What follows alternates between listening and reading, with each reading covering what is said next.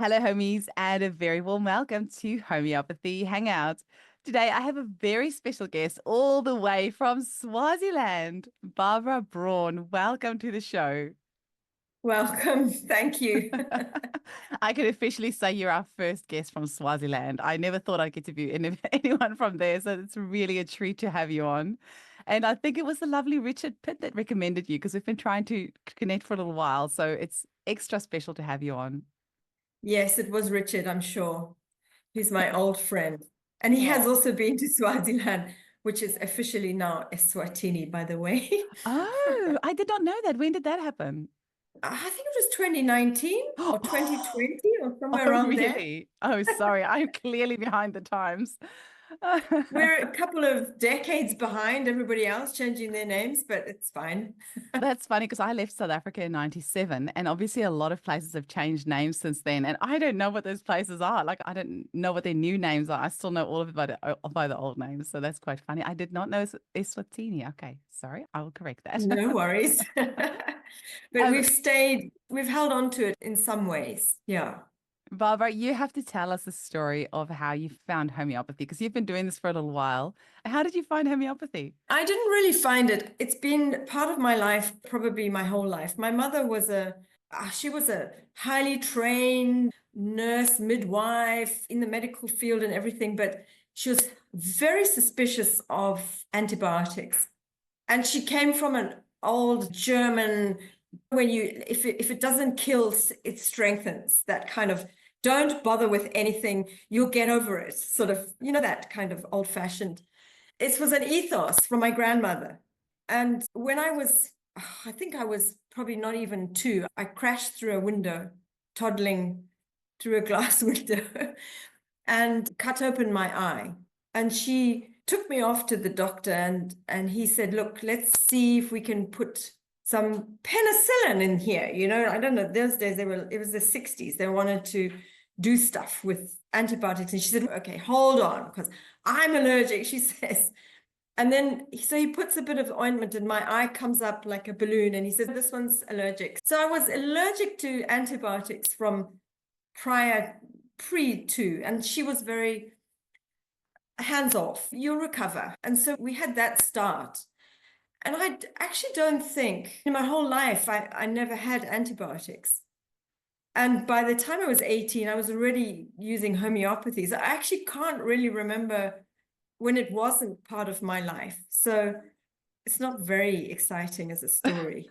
That is really exciting. And you know what? I can make the same joke with you that I do with my kids because they've never had antibiotics or pharmaceutical drugs. And I always say to them, they can sell their poo and make a lot of money because there are so many people these days. You can do that too, Barbara. I can be like a side gig for you because there's so Yeah, many people that have had so many rounds of antibiotics. Their yeah, gut flora is so yeah. destroyed. And with fecal transplant being such a big thing, might be some money in that for Yeah, you. it is a thing. One of the funny stories, it was sort of kind of colonial British place, Eswatini, Swaziland in the 60s. And one of my mom's friends was being introduced to the neighborhood, and she had come from Tanzania, and her, not even a toddler, her baby was crawling on the grass of the lawn with these giant ridgebacks chewing bones, and he had a bone in his mouth. And one of them said, oh dear, your baby. Oh, she says, what doesn't kill strengthens. And he Well, made it to adulthood. he came out okay. Oh my goodness.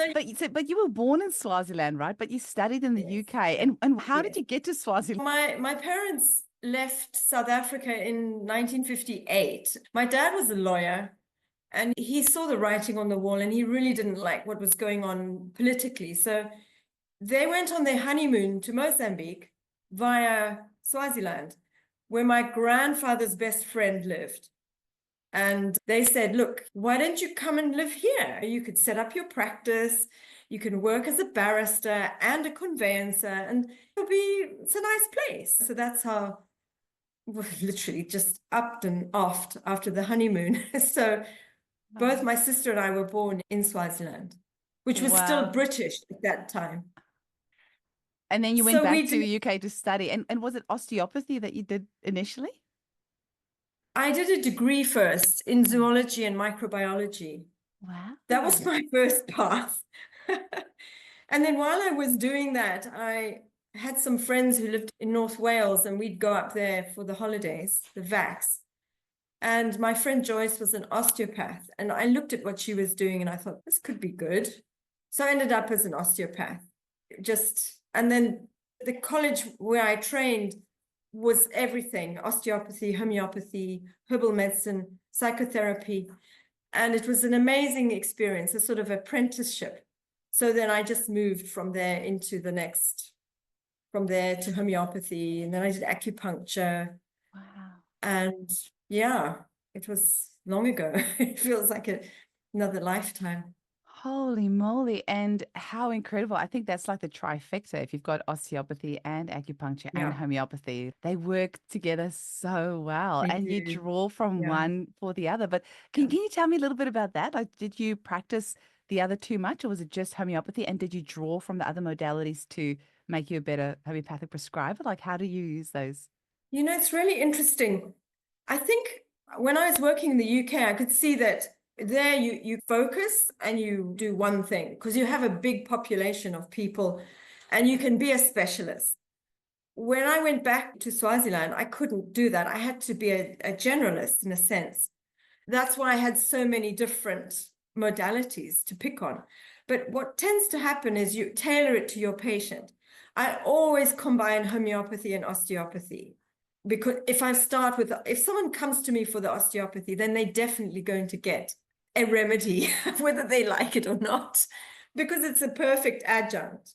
TCM, the acupuncture, it is also amazing. I know there's another homeopath, Barclay Digby. He also combines TCM and homeopathy, 5 elements and stuff. You know Barclay? I don't, but there's quite a few homeopaths that do. And I actually did a Yeah, master practitioner course with Hilary Dorian through CHE, and she did the TCM.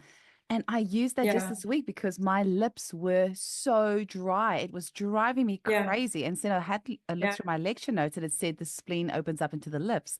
And I took cyanothus, which is a good yeah, organ support for the spleen, and my lips got yeah, better. So I do think yeah. homeopaths need to learn a little bit more of that. And it's great because the tongue is such a great diagnostic tool. When we were doing our training, when we started training our local homeopaths, we were inspired by. So the way we started our project was a inspiration from Maun, from the Maun Homeopathy Project, Yeah, I've had her and on the, what's her Hillary. name? Yes, I've had her on the podcast. Hillary, yeah. So we're quite connected with the Maun Project, and we trained 7 students, and they trained 3 from the same deal that we got with CPH. And we had decided that over the 4 years, at the end of each year, we would get a guest speaker, or we'd do something as a kind of a week's workshop. So we got Jeremy in, and then we got Ellen from CPH. And then the last year, we decided we would all go to Botswana, and we got the students to do their own presentations. So they must decide what they're going to do. And it was really nice. It was a great week. But I decided, let's do the tongue. So we did tongue diagnosis for everybody. And it was so much fun because it's just such a simple thing. With TCM, you can really tell what's going on. And it gives you that little extra diagnostic key, for we work in Africa, we work very quickly, and we work Mm. without a computer repertory because we're under a tree, and you need to think quickly. So you need those little added helps. Otherwise, your patient wants to leave and they don't want to wait for 3 hours while you repertorize. So these little Yeah. things are useful. Oh, I would love to see more training for And homeopaths. pulse as well. Yeah, Yes.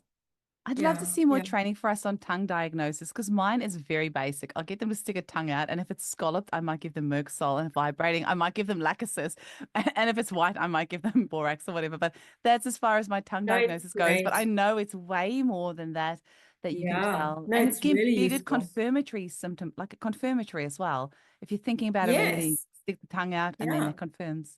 yeah. Because with heat and cold and things like that, you're often sitting with 2 remedies and you think, which one would it be? And then you look at the tongue and you see, this is a hot person here. There's definitely a problem with heat.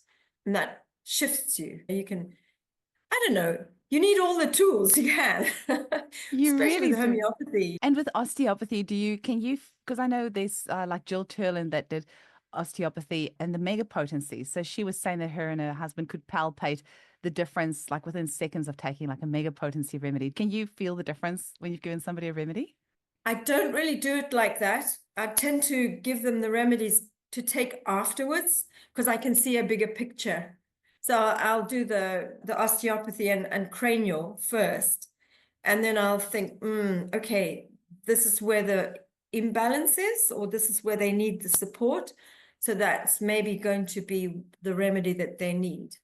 But it's not always that clear. I have to say, I don't have any fixed rules. I try and go with an instinctive thing. Beautiful. Oh my goodness, I love that. Can you Yeah. tell us a little bit about the clinics in Africa and how, yeah, did you go straight into private practice or did you do multimodality clinic or what did you do when you started out and how has that evolved? So I just started basically doing my private practice as it was before. And then two things happened. A friend of mine came from Maun and she came to visit in Eswatini and she came to me for a treatment and her son lives in Eswatini. And she said, why don't we do something here, like Maun? So I said, yeah, that's a great idea. And I know exactly what we're going to do. Another friend was running a handicraft project. She had about 1,000 artisans weaving. I don't know, I'm sure you've seen them, those beautiful sisal baskets. They're the most exquisite handcraft. They're like coil weaving. They make a circle with a type of grass and then they weave sisal in a circular coil and they make these beautiful patterns. They were exquisite. And she had regenerated an old tradition that had started to become out of fashion.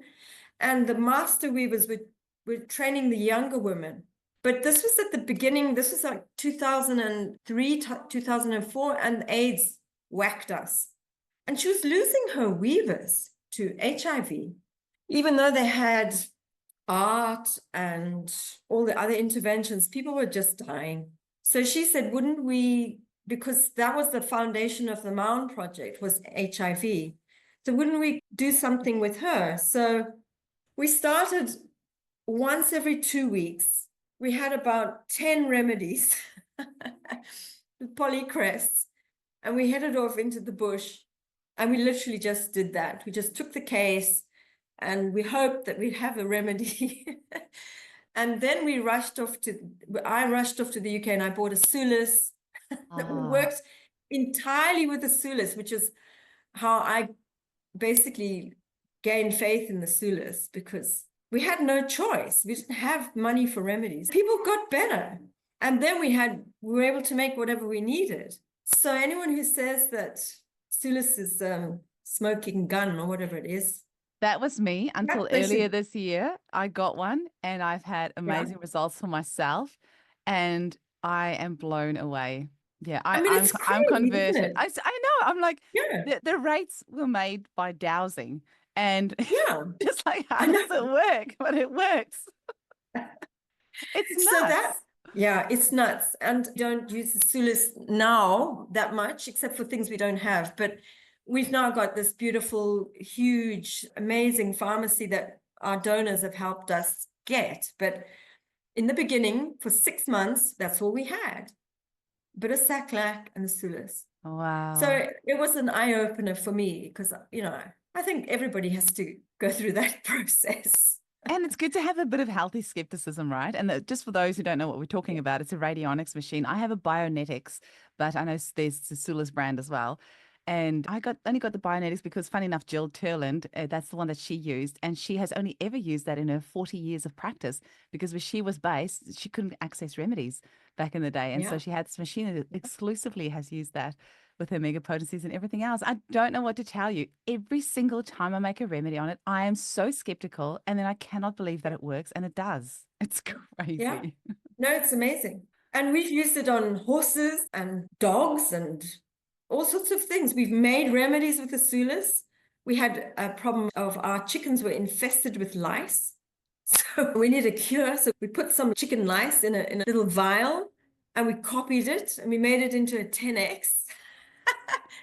And then we made a huge, big bucket full of lice treatment and we sprayed it all over the chicken house and the lice disappeared. I did that with a client's snot just last week. I got it to blow into a tissue, put it in a Ziploc bag, put it on the Bionetics, made her a remedy. And of the last 2 years of trying to give her remedies to help her, this is the one that helped the most. So, Isn't that amazing? yeah, it's We did it, amazing. yeah, we did it with those women. It was another handicraft group. So that we had these two groups and they were using black dyed sisal. They were dyeing it and they were all having this cough, black stuff, right? Obviously, it's the sisal. So with no problem, into the Sulis, make black dye sisal, and it cleared up their cough. Now, I have a question for you because this has come up a few times. And it comes up all the time, and I have had different responses. Do you reckon the radionics remedies last as long as the hand succussed or conventionally made remedies? So we've debated this a lot. I don't actually know, but one of the homeopaths that I worked with, who's an amazing intuitive homeopath, her name is Ruth Odendahl. She was able to feel the remedies. So she could take a water remedy and then and she said, they feel a bit hard. That was her words.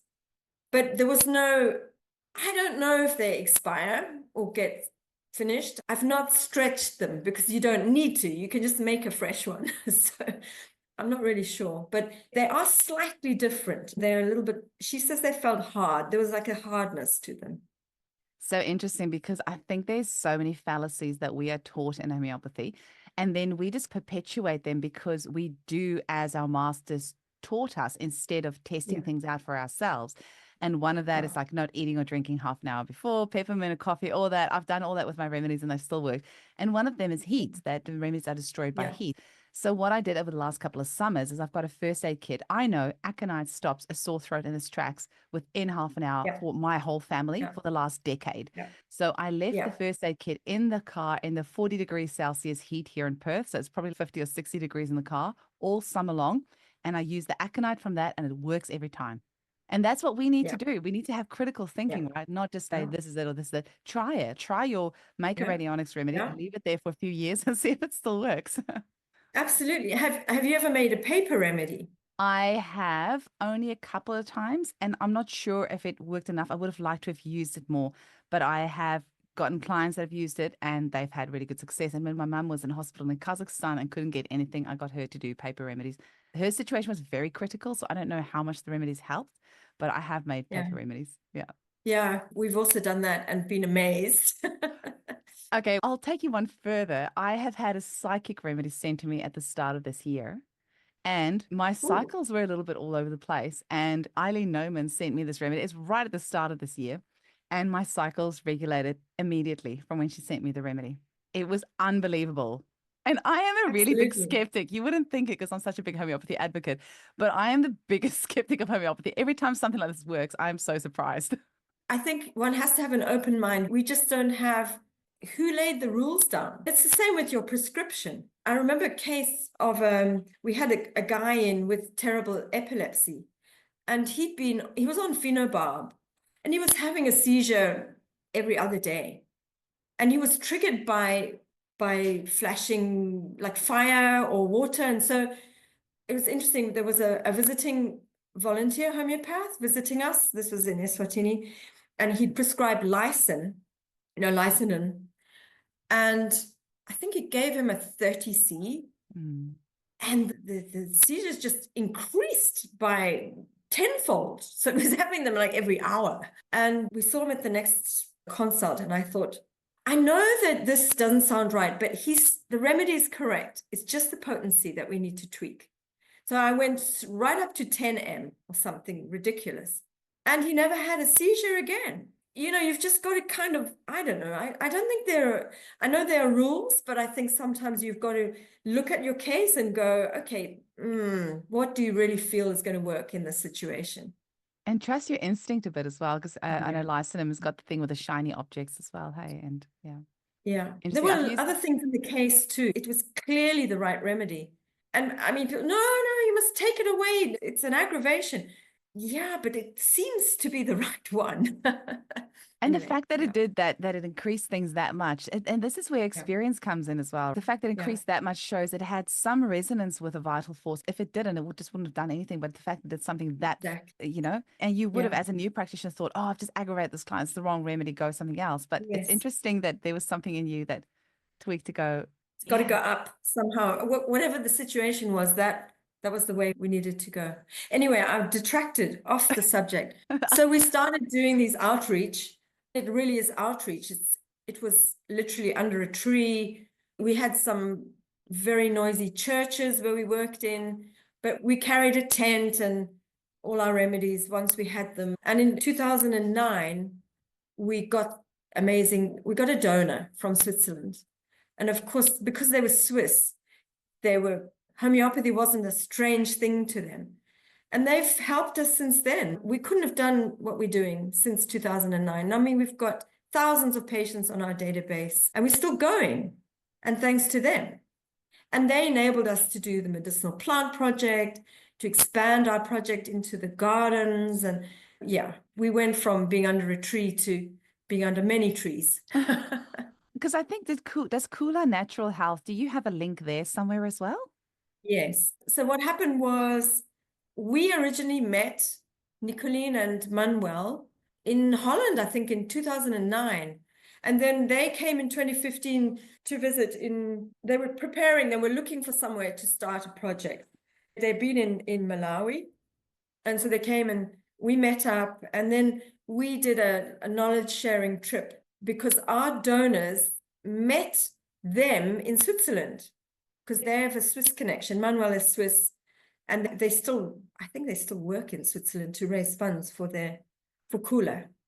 So we're all connected. So then we took our whole team for a knowledge sharing trip to visit them in 2020. It was just during COVID or just after COVID. And it was so nice. We connected, we did a presentation on our new remedies. Our homeopaths all shared. And then we've been volunteering there since. We all take turns volunteering because they have really poked the bear. They've got this massive clinic. It's crazy. They bus 3 or 4 quantums of people in every day. So you need a team of 10 homeopaths to get through that queue. It's insane. So you Wow. work your butt off there. But it's an amazing thing they've done. And I take my hat off to them because it's really it's a monster that they've got to keep going. I just The think it's so demand, I mean, amazing. they're covering about 5 million people in Northern Natal. They've done over 30,000 consults since 2015. It's amazing. It is amazing. Wow. Yeah, so their thing is amazing. I'm in awe of what they've done. It makes our little thing, like we're a little 5-man team, and they've got this juggernaut of a project. And now they expanded into Limpopo and into Eastern Cape. So they've got these little satellites going, and it's so brilliant what they've done. Amazing.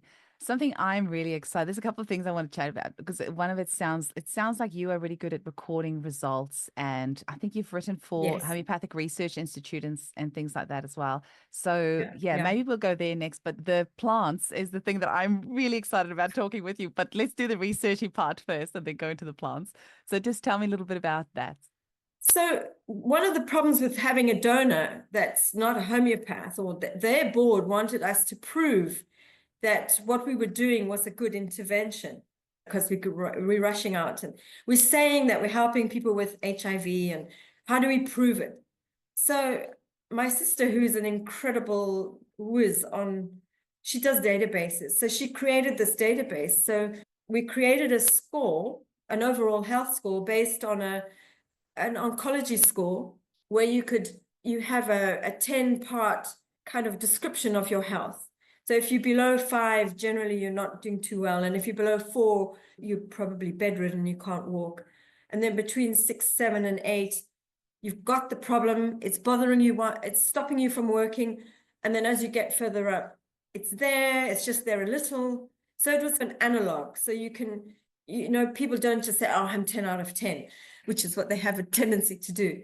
And that was an overall health score. And then we decided we needed two things to compare so we could actually look at the remedies and the relationship between the symptoms and the remedies that we were prescribing. And so we created a 5-part visual analog score, which is in the reverse. So 5 was the highest degree of problem. So if your headache is a 5, it's there all the time, it's terrible, you can't deal with it. And then a 0 would be cleared. So we could score symptoms and overall scores. So in 2009, we created a top sheet so that every case is summarized on the top sheet and the scores are clear. So you can just, it's very simple. The homeopath just interrogates the patient before and after they've been through the consult, and you can get an idea. And then we had a patient score and a practitioner score. And then the symptoms are just scored by the practitioner. So you write your remedy down, and then you have the symptoms. So if it's a headache, head pain worse at night, or head pain temples, or head pain throbbing, or whatever kind of rubric you've got. And then next to it, you'd have the remedy. So that goes in, because we're working classically, you can do that. So you're associating the symptoms with one remedy. If you're not working classically, it's a little bit more complicated. But anyway, we're trying to be classical. And then in it goes to the database, and then you can say, okay, let's see, are we using a lot of Nat Mir? Or what is the biggest prescription that, and it was fabulous, because then we could just call up a table and it says 56% of our patients are better, or whatever. We were able to do all this analysis. And in 2015, we presented in Rome on 1,000 patient HIV study. So we had 1,000 HIV patients. Some were on ARVs, some were not. And we were able to do statistics on that. And they said, this is impossible. You couldn't have such good results. Your stats are flawed. And we were like, no, they are not. This is 1,000 patient study. The stats are not flawed. That's what I love about Africa. I think people are much more like forthright. They say something the way it is. We got our abstract accepted, and yeah, it was a great study. And then it's been amazing, because then we could do other things. Like we did an article for the Heritage, the Indian publication, Homeopathic Heritage. They had a theme on female hormonal issues or whatever. And so we just pulled out all the patients who were on contraceptive injection, depot, and any kind of hormonal contraception. And we looked at side effects of the contraception.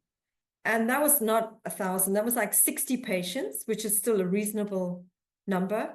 And we were able to see which remedies were most useful with women on contraception and what side effects were most common. It was really interesting, because things came out that we had no idea. You tend to think of the big sepia and pulsatilla, and you think those would be the most effective. But actually, it was the miasmatic remedies, tuberculinum, carcinosin. Those ones seem to have a longer and deeper effect, which obviously you're working on a miasmatic level. But that was really interesting, because we didn't expect that.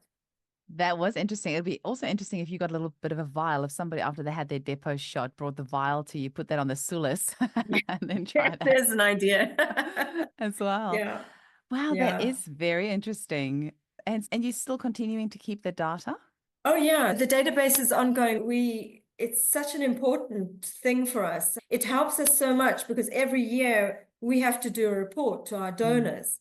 So we can work, I mean, we just do the demographics alone. We can do how many male, female, how many children under the age of, how many patients how many HIV patients, how many patients. We're not really focused on HIV anymore, not like we were in the beginning, but still it's a statistic that we can pull out. Things like grief, we can look at mentals. Mentals are so important, and they're such an important thing that we are able to do that isn't really addressed in other modalities really. Things like, we have a big problem with chronic hypertension here, where people are put on antihypertensives and then they still have a skyrocketing blood pressure, and that can be very easily addressed with remedies. And so we can look at something like that, pull it out of the database and say, so many of our patients have hypertension, or more clinical stuff that is useful for people who are not necessarily interested in the homeopathic side of it. So it's a resource. It's an incredible resource. And now with the new remedies, we can go to all the patients taking the new remedies in our clinics, and we can start building clinical evidence for them, because we've got the scores. So, and we've noticed something with the new remedies, were the first 3 that we started with, because we started in 2016 using new remedies in the clinics. And you mean the new plant remedies that you've created? Yes. Is that you're talking about? The Okay, 6 cool. proving. Okay. The new provings. So it helps with our provings, because we can say, now we're using them in the clinics, and these are the conditions that, these are the symptoms, not so much conditions, but symptoms that we've been seeing changes in. So we can now add those to the provings. So in a way, it's working as it's a great tool. And we did give it to Maun, and we gave it to Jeremy, and also to Kenya. Richard was in Kenya at the time, and we started using it for Kenya there.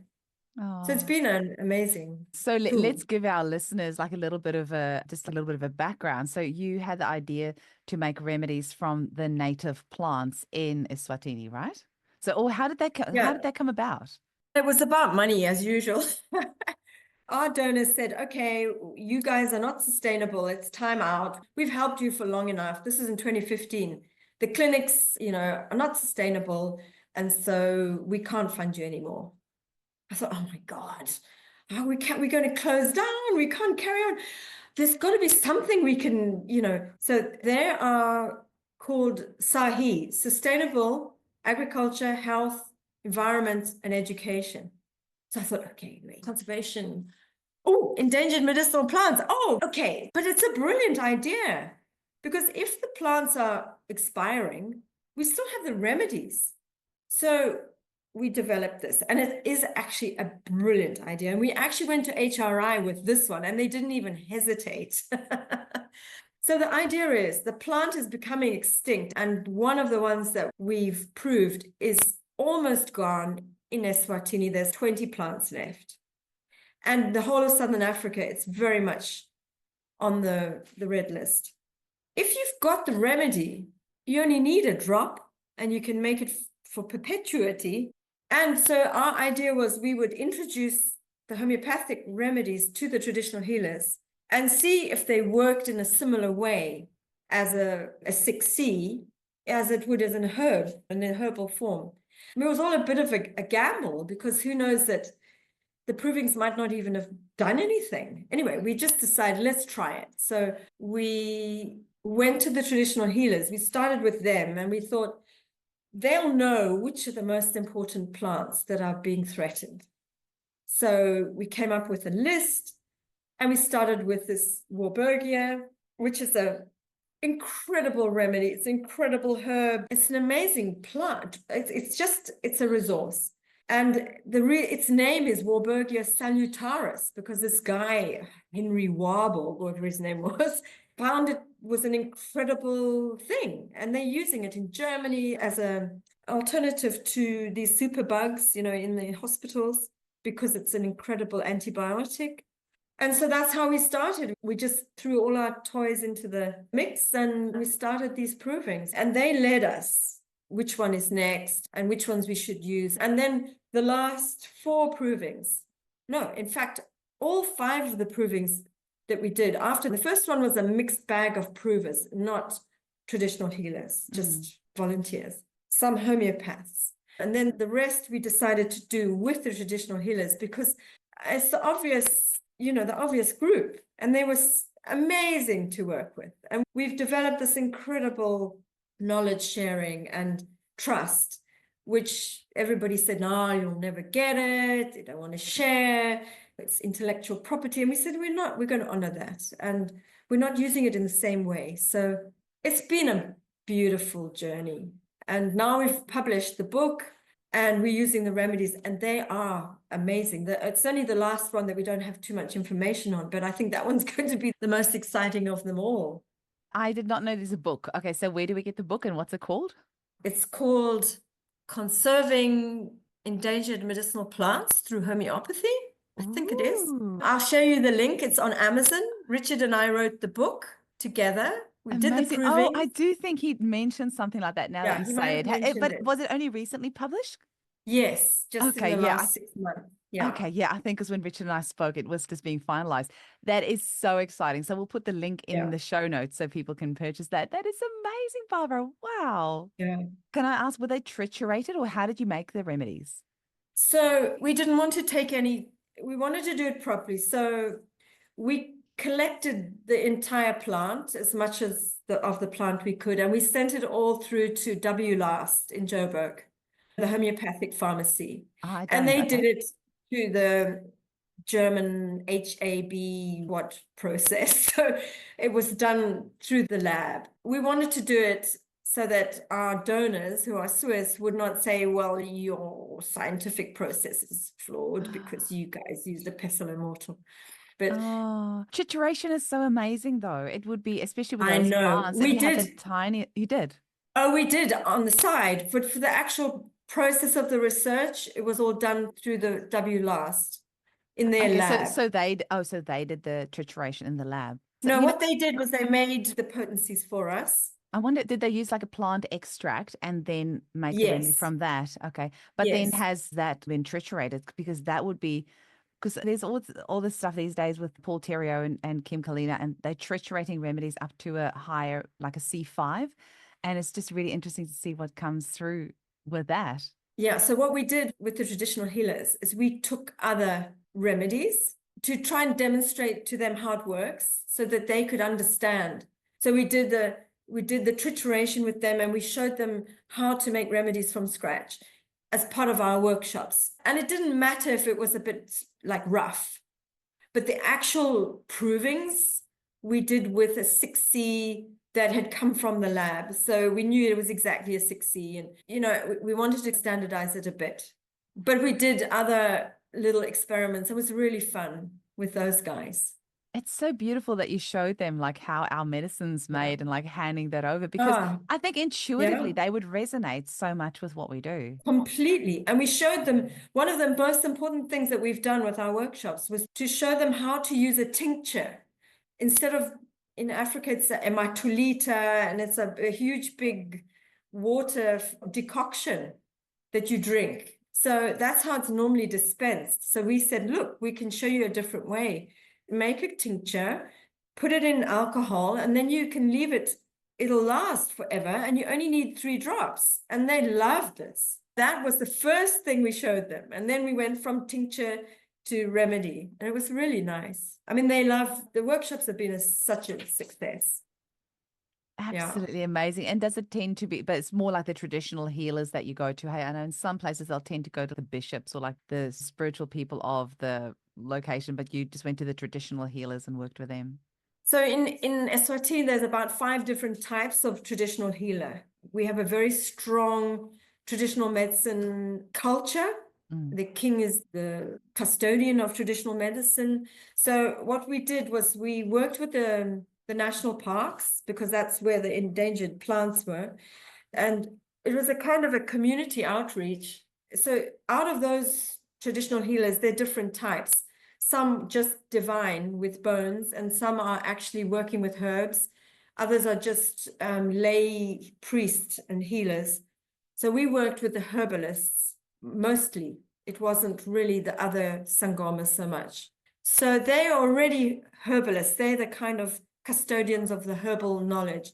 And they're so knowledgeable. They have so much deep knowledge of the plants and where they grow and how you work with them. And our workshops became a kind of forum for the older traditional healers to share with the youngers and the one guy, because we were giving them plants as well. That was the other component of our project. And the one guy was saying, no, but you can't plant African ginger in your homestead. It'll shoo all the other plants away and it'll mess up with the herbs in your dispensary. And then the old guy says, no, you pay it to grow and it'll be fine. And they were having these really interesting kind of debates. And we would just sit back and let them. And it was lovely because they were probably never get together and discuss things like that.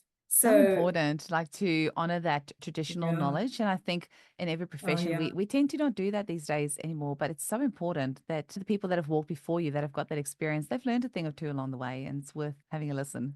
Absolutely. And the parallels between how traditional medicine and homeopathy, there's so many parallels. That's one of the things in the book that Richard talks about, how the essence of healing is the same thing, Mm. whatever your system, except, of course, some systems, which we won't go into. Yeah, I won't mention. Um, it's a synchronous thing. So it's Mm. been amazing working with these guys. And then when they were actually taking the remedies, we had the most hilarious things happening on our provings. The one guy, he came on the third day and he said, "Oh, I need that one, some more of that for my wife." And he'd been giving his wife, he just randomly gave his wife the 6C because she had menstrual pain. And he says, "No, she's better. We need some more." She wasn't even a prover. So Amazing. it was a African proving. It was really random. We were able to say, "Oh, yeah, that's interesting." So it That's has a so cool. menstrual thing as well. Yeah. And are there many more plants that you have lined up? No, actually, that project, we need to consolidate now. We've got 6 new remedies. It's a lot of work, and we need to now start building them a bit and using them. The project continues, but we're not doing any more provings as such. We will do workshops for making tincture, and we're just still giving them remedies. So what happens is a workshop happens and a whole lot of new people come and they don't know what we're talking about. So we have to re-educate. So we'll still be doing the introduction to the homeopathy, and we're still growing the plants. That's now our big push, is to build up a stock. One of them we haven't managed to grow at all. We can't get it to grow from seed, and it doesn't grow from cuttings. So Oh, there's a challenge. The others we're slowly building up stock enough so that we can give out 100 plants a year. So it's a big job actually. So that's our main focus for the next 3 years, and well, I have building up the remedy, building up the pictures of the remedies. I have a couple of tips for you. I'm sure Camilla shares already told you that this, but I know she uses thuya when she germinates the seeds. Oh, that's an So idea. We sprinkling should with, try that. yes. And Yeah. also this one is golden spiral. So the amazing Denitsa Appeline Matic created this remedy called golden spiral. And it's good for absolutely everything, including for your plants, because it's made on the Fibonacci spiral. Yeah, And yeah, so you yeah. The put the golden mean. yes, you could put the golden spiral remedy in the watering can and watering the plants with that. And it will really encourage their Oh, growth. And I've seen her plants that she grows with golden spiral. And yeah, they're pretty amazing. luscious and beautiful. So yeah, that a good old agri homeopathy. But I know Camilla on her when she was on the podcast, she said she uses thuya for to help with the germination of the seeds. We use silica. We've Ah, used silica, but that's the standard one. But that sounds amazing. I think we should try thuya have a chat too. with Camilla and Yeah, yeah. Christiana Malta was on the podcast as well, who wrote her mum wrote We've the got agri her home. book. I do. Yeah, Yeah, it'll be a good one yeah. too. But try Golden Spiral. And I just trying to think Great. because it's so hard posting stuff to South Africa. Whenever I've posted parcels to my family, it always gets lost. But I'm just wondering Yeah. if I maybe just send Is you a there letter with a couple of pillules in there, like a couple of crushed pillules of oh, some great. Golden Oh, Spiral, and you can like make it into a have remedy you that got a side. Sulis code for it? Ooh, I don't know. I will ask her to douse. And she created the remedy. I've got a podcast episode on I'll send to you. But I'll ask her. Great. I'll ask her. Good Yeah, idea with the because we Sulas. could just And make it with the Sulis.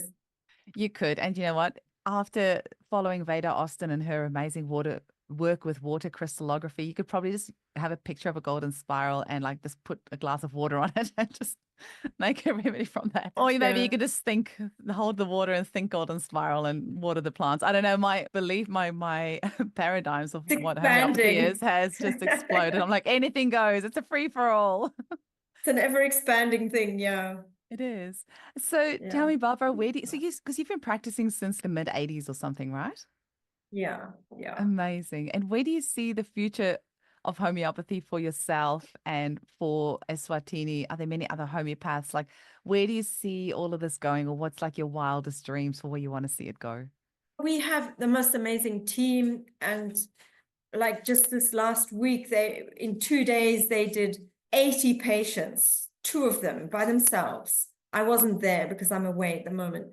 And I mean, that just the legacy of that is people who've got chronic conditions that have not shifted because the current system is just not addressing it. And we have a real crisis in Eswatini with drugs. There just aren't any drugs in the hospitals and the clinics. So I know what we're doing is an amazing support. It's for the rural communities, especially because they don't have access to help. And I think that's the legacy of the young homeopaths that I'm working with will continue. We have I work with an amazing team that's going to carry on. If we are able to sustain it, if we manage to keep the funding coming, and it'll persist, people will get help. And that's the point, is that we can help people with a safe and affordable form of medicine. Amazing. Now, I can anticipate what's going to happen because everyone's going to listen to this podcast and want to buy that book. And then the next question is going to be, how can they get hold of the remedies? So can you just answer that all here so I don't get a bunch of emails? So for the moment, the remedies are available at WLast because they made them. So you can, if you're in South Africa, you can just order them from them direct and they'll send you whatever you need. We are hoping to get them made into a higher potency as well. And the plan is to get Helios to have a stock as well. So they will be available from Helios. We haven't quite worked out the easiest way to do that. And there's no codes for them. No codes for them. No, but from the original, from the proper medicating potencies. And see, there's something that's worth being honored in that. And that's why, as much as I like my radionics machine, I will always buy remedies as well, because it's like books. Yeah. Like I have some online homeopathy books, but I just want my actual hard copy homeopathy book. Like sometimes you just want that physical thing. You want that little bottle. Yes. You do. Excellent. Yeah. And of course, we have them as well. So you could get them from us, but I don't know how you'd get them because it's the same issue with sending things. It just gets lost in the mail. It just never gets there. I gave up trying to do that a while ago. I did have somebody recently send me some remedies just in a card. They sent me like a birthday card with a little bit of white powder in it. It's dodgy ass. Luckily, it went through the postal system. Yeah. But that might be like a letter might be good. But as soon as they see a parcel, it just disappears. Yeah, I think it's the world over. Yeah, but we're on it. We're working on getting, so far they're only up to 200. So we're working on we've found someone who will make them up to 1M, and then we'll get them to Helios. And I think actually if you go on WLast's website and you order from them, can send them anywhere. They've somehow got a way to send them to the whole world. But be careful when you go on their website. It doesn't look like they do homeopathy at all, because I know that problem with homeopathy in South Africa. It's being squashed severely by the Medicines Act. Yeah. I did not know that. I always thought it was really well accepted because the homeopaths there are trained to a medical level. So no, it's very sad what's happened. Like White in Cape Town is closed. There's all sorts of problems with licensing and stuff. I had no idea. This new act that came in 2015 or 2014. So yeah, it's there, but you've got to know where to look. But WLast they have all our remedies and they can make up for people. But only in a pill or whatever, it's already made up. They won't give you a potentizing tincture. That's fine. Barbara, thank you so much for coming on today. When I interviewed Richard and he said about this lady that's doing this stuff in Swaziland, I'm like, you have to give me her details. And it's been a little bit of a wait because I had I had to reschedule this a couple of times, and it was worth the wait to get to. I'm glad. I hope it's okay. I don't know. It's pure perfection. Jumped around a bit.